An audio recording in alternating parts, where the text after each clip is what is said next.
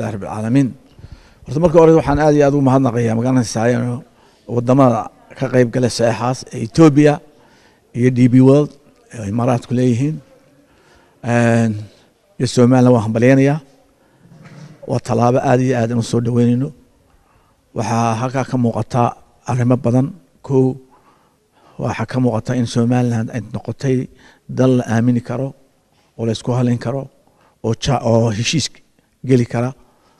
oo la maalgashan kara way ka dhalatay halka waxa ka baratay wadamada IGAD amba Horn of Africa halkii colaad u dhaxan jirtay inaynu cooperation wada xaqabsi iyo magaalada integration economy integration oo bilaabmay beyond the crisis marka waxaan inaga dhamaaday in Soomaaliya hagaagta hadii la yiraahdo heshiiskani waa heshiis Soomaaliya sharci u leedahay heshiis hore badan adduunka la gashay waa de facto state waxa heshiiskan Soomaaliya dawladda Soomaaliya iska magaca waxaan ku heshiinay markaan ahayn wada hadalada Soomaaliland iyo Soomaaliya 2013 Istanbul in wadan kasta uu xaq u leeyahay wixiisa inuu horumarkiisa samaysto taas waa tilay nagu sameeyay special arrangement-ka Somali Compact mashruuc loo oran jiray madaxweynaha Soomaaliland iyo madaxweynaha hore Xasan Sheekh labada madaxweyne horeba waxay ku wada shireen 2014 December Djibouti lagu heshiiyeen wixii horumar aan magaaladaas aan qolka xaq u leedahay marka waxaan taasoo inay dhex taalay marka ninkan iska hadlaya de kolba wad ogtiino mid NGO yar haysan jiray oo kolba ka dhigan madaxweyne tamay laga soo qaado ninkan la yiraahdo khayr waxa weeye waa mid iska daa Soomaaliland Soomaaliya horta wax la yiraahdo oo federal government ma jirto waa magac la sameeyay oo lagu qabsado doonaya in shabaabtan lagu la dagaalamo khayraadka Soomaalina lagu qaato hadduu naf leeyahay saddex gobol oo Jubaland la baxay ayuu Axmed Madow isku dubaritay oo xaq u lahayn hadduu xaq naf leeyahay dekada Boosaaso Abdi Wali Gaas isagoo waxaan dawlad regional state ayuu si independent u isticmaalaa marka waxa Soomaalidu tiraahdaa aba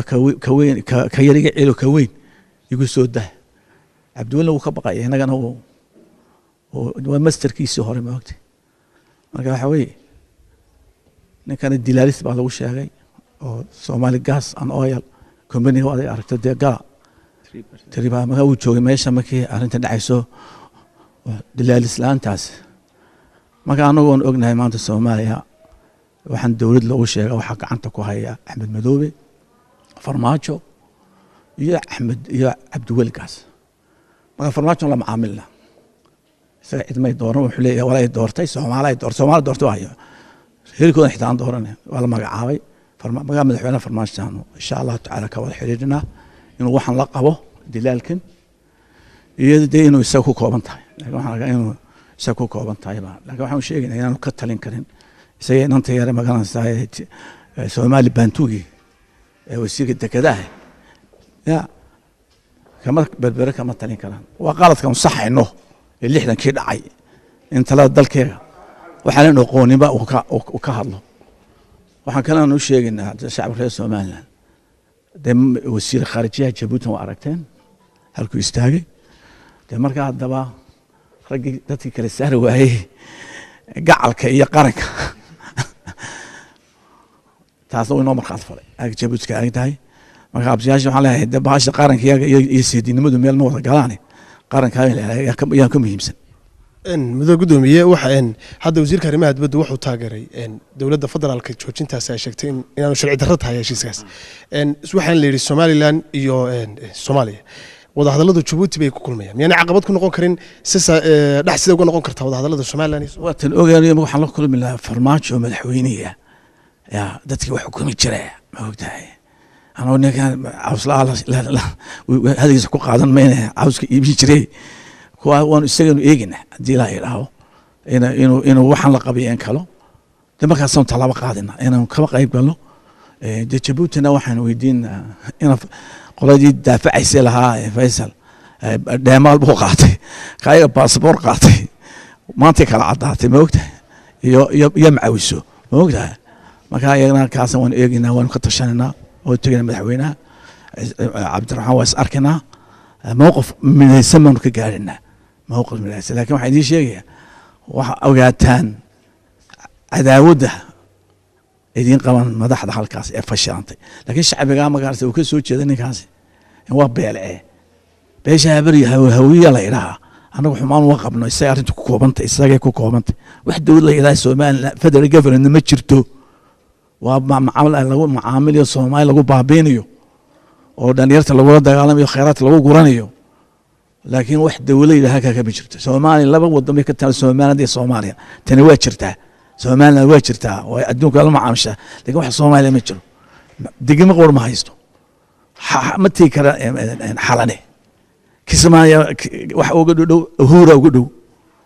oo Kenya gacanta ku haysa muxuu ku berbere muxuu ka yaqaana waxa weeyaan waa nin iska laab kacay laakiin shacbigaana waxba u sheegeen min hawiyaha la yiraahdo shacbigii aan wanaag naga dhaxeeyo wixii waa qabiilka Jooba haysta ka Baydhabo haysta ka Majeerteeya haysta ka Gobolada Dhexe haysta west government dowladnimada shuruudii dowladnimada ma jirto inagu ba dowladda federaalka haye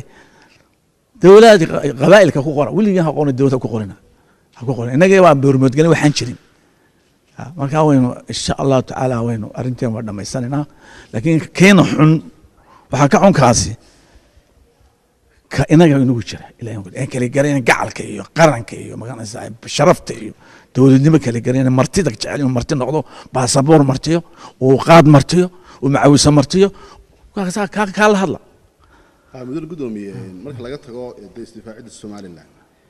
Soomaaliya adigu siyaasi baa tahay wax wada magaranaysa si ogaan kartaa miyaad u malaynaysaa khatar inay Soomaaliland kaga soo socoto Soomaaliya maxay khatar haysaa baarlamaanka kale waxa la hadal hayaa inay warba baarlamaan ba jira oo ay cunaqabateyn saari doonaan yaa qidiga wax weyn ka dhigaya maxay jira deer waxa ma jira ma jiro baarlamaan ma jiro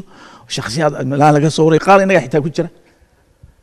man baarlamaan ma jiro dowlad ma jirto maxaa ma jiraan ma awood baleeyay maanta Ethiopia isku hortaaga ma awood ay isku hortaagaan imaaraadka leeyahay ma awood Soomaaliland ku leeyahay ayaa jirta maxay nagu sameyn karaan xoog inaga ma qaadi karaan inaga ciidan badan ma jiraan been aan waxba jirin oo mass media social media ka noolyiin iyo isku tasawira meelahaas iyo ku badal wadankiisa hagaajisay ka qayb shirkiisa dayaalad ka hayso maanta charter dayaalad buu ka haysay freedom flight layra marka Soomaaliland waxa isku haleynaysa Ethiopia ma anaga isku haleyn waxa amaarin ugu maran ku leeyahay dawladahaas talaba kama qaadi kara inaga talaba inaga qaadi kara muxuu awood ugu leeyahay ka yaray magaranaysa NGO ka shaqeyn jiray Norwich Refugees and Council ka shaqeyn halkan la joogay waa daayeer way aan